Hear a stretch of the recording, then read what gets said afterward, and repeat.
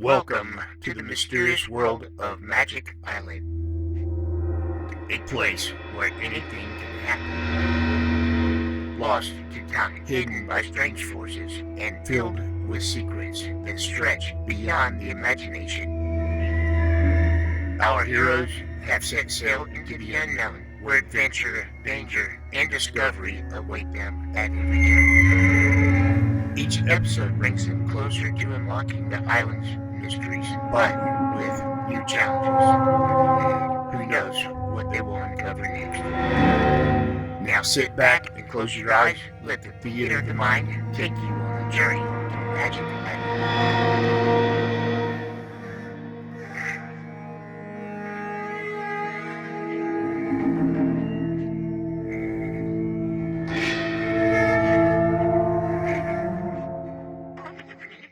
The underwater city of Euclidia is a weird and terrifying place, and it would seem almost impossible to escape from this well-guarded scientific colony 400 feet below the level of the South Pacific Ocean. It would be impossible for anyone depending on the mechanical devices protecting Euclidia, but the adventuring Gregory party escaped from the Magic Island with the help of their brave little homing pigeons. And now it appears that these same little birds may aid them again. The girl submarine commander, who has proven a friend in many instances, has informed Jerry and Joan that the homing pigeons are kept in the very laboratory where Captain Bradford will work with G-47. The great difficulty now will be how to plan the use of the pigeons without being overheard. Jerry and Joan are discussing this in their own quarters. Are you sure it's all right for us to talk now, Joan? We are quite safe. This small room is completely lined with Euclidean cloth. Then you're sure that if we put this cloth around the room carefully, every time we want to talk in here, that nobody's going to hear us? That is the situation. However, we must ascertain that the cloth is in perfect condition each time we use it. Huh? Oh, what could happen to the cloth? You understand, do you not, that the soundproof qualities of this Euclidean cloth are contained not in the fabric of the cloth itself, but in the liquid with which the cloth is saturated. Oh, sure, I know that. It's just plain old cloth made of seaweed until they soak it in that secret formula there. Precisely.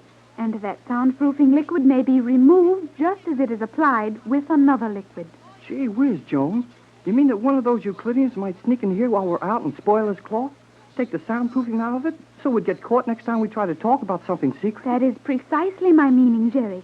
And I think it is only logical to expect such a move to be made. Yeah, well, I guess you're right.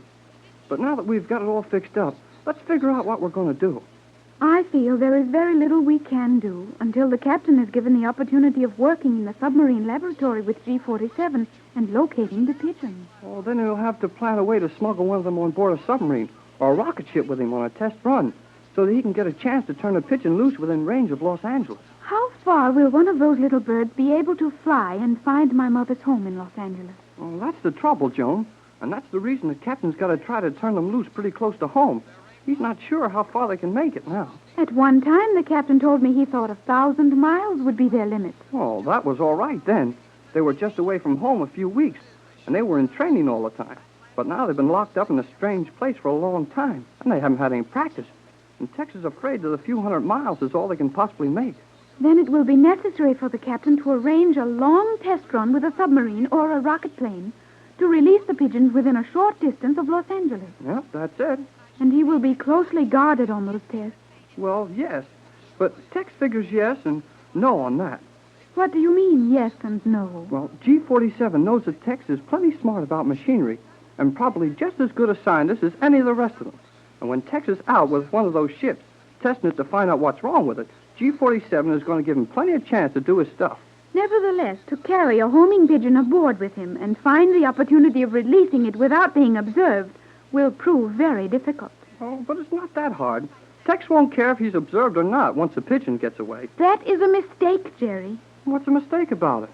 I think we may consider that the release of the pigeon will be detected, probably at the time it is released, or surely within a very short time. Well, what of it? If the pigeon gets away, he's away, and that's that. No, Jerry. As you would say, that is not that. Well, why isn't it? In the first place, if the pigeon is released from a rocket ship, which I consider most likely, the ship could easily overtake and destroy the little bird. Did you ever try catching a little bird going 40 miles an hour? Naturally not. Did you? No, but I don't have to. You're the one that thinks it can be done. I see no reason why that should be particularly difficult. But in the event that fog or clouds allowed the pigeon to safely lose itself, it would merely become necessary for one of the scientists to send a radio message to a Euclidean agent in Los Angeles. And the pigeon would be caught as Mr. Johnson waited for its arrival. Yeah. Gee, I never thought of that. Johnson wouldn't even be waiting for its arrival. Johnson's like everybody else by now. He thinks we were all killed when that artificial volcano eruption made it look like the island was destroyed. Precisely. He will be expecting no communication from us, and the little bird may not find anyone ready to receive its message. Well, just the same, Tex figures that he can get a chance to use those pigeons to do us some good, and I think so, too. I hope you are correct. Well, I know I am. And in the meantime, let you and I plan a few things of our own. What do you wish me to do? Oh, help me think. Think about what? About escaping from this city in the cellar. That would only be a waste of time. Except for the captain's daring plan, we have no hope. Sometime I get so blamed sore at you that I could give you a good spanking. What is a spanking? Didn't you ever have one? No, Jerry. I have never had a spanking. Is it something I would like very much? No, it's something you wouldn't like very much. A spanking means that I'd turn you over my knee and paddle you good. Paddle. I have heard of paddle. That is the instrument with which a small boat is propelled through the water, is it not? Well, I wasn't thinking of just that kind of paddle, but maybe it's a good idea at that. Hello, children. Oh, Mother. Mrs. Gregory. What's the matter? You two seem surprised to see me. We Well, are. I'll say we are. How did you get in here? How did I get in? You mean in this room? No, I mean in this apartment. This big place where all our rooms are. Well, I simply walked in. Jerry, do you realize what that means? Boy, I'll say I do.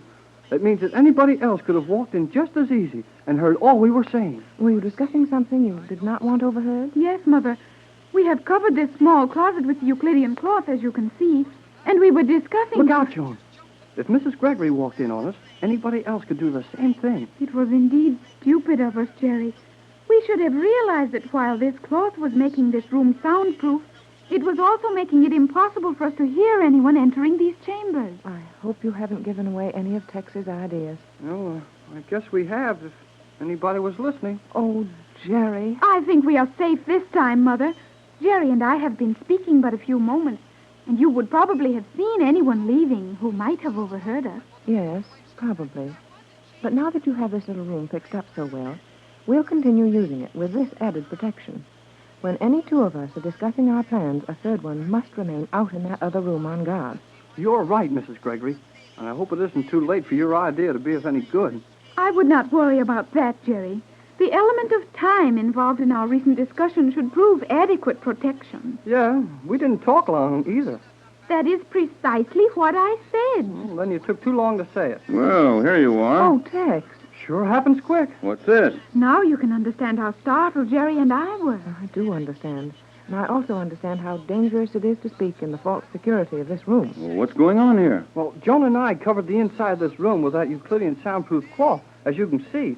And when we were talking in here, Mrs. Gregory popped in just like you did. You see, Tex, Jerry and Joan feel that someone else, someone from whom our plans should be concealed, could have walked in on them just as easily as I did. Oh, I see. That could happen. But remember that nobody would overhear very much when you had these curtains drawn as they were when I came in. I never heard a sound until I stuck my head through these drapes you put up. Oh, boy. That's sure a relief. Nevertheless, I feel that one of us should remain in the outer chamber whenever we are discussing anything of value. By all means. Yes, it might be safer. I have a little something to plan with Jerry right now. Yes, Captain. No, not for the moment, Joe. I'll tell you and Pat later. Now, if you two ladies will get busy doing nothing out in the central room, Jerry and I can do a little planning in safety behind these curtains. Come, Joan. It's nearly time for lunch. We'll freshen up a bit. Very well, Mother. Do not be long, Jerry. Okay, Joan. We'll be there when the... Well, Jerry's voice was certainly cut off sharply when that curtain fell over the doorway. That cloth is perfectly soundproof. And, Mother, Yes, dear? I think that should render our fears groundless. Well, what do you mean? Even if someone had entered and walked unheard to that door, as you and the captain did, they could not have heard what we were saying without opening the curtains as you did. Let's hope you're right. But remember, Joan, dear, there are a great many things about this weird underwater city that we know nothing about. Perhaps there's some way G47 and the other scientists could overhear your conversation in that room. Of course, that is possible. But I do not think it is at all likely. Well, we can't help any by worrying about it. Come, dear, let's get ready for lunch. But I have not heard the luncheon signal yet. You'll hear it any minute now. And then that table will start coming up through the floor.